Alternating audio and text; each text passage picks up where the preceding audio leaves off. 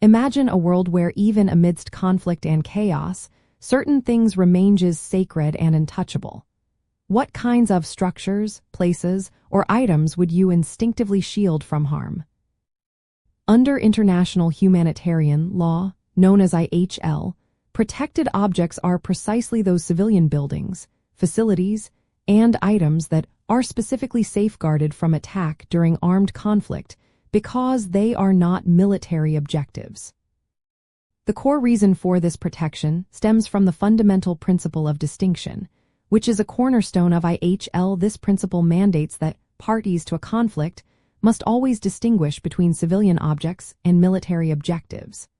Attacks are only permissible against military objectives. Protected objects include a wide range of items crucial for civilian life and well-being. This covers things like homes, schools, places of worship, hospitals, and medical transports. It also extends to objects indispensable to the survival of the civilian population, such as agricultural areas producing food, drinking water installations, and irrigation works.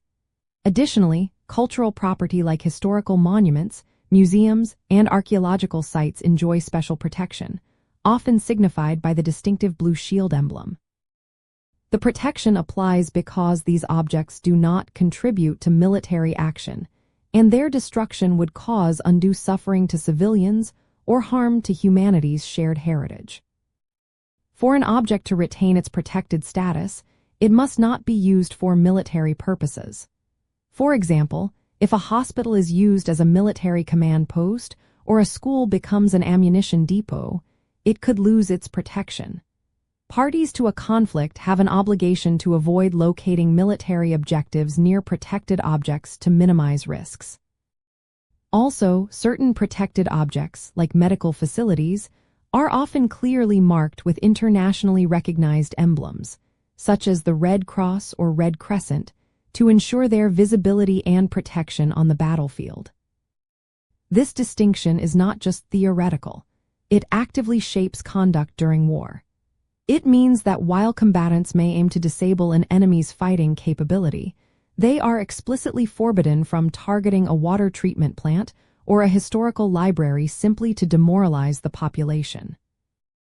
This concept of protecting civilian infrastructure and cultural treasures represents humanity's collective effort to limit the devastation of conflict and preserve the essential fabric of society for future generations.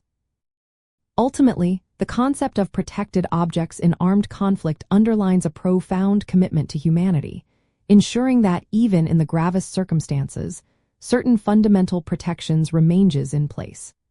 It aims to reduce suffering, safeguard civilian life, and preserve vital resources and heritage, thereby laying the groundwork for recovery long after the fighting ends.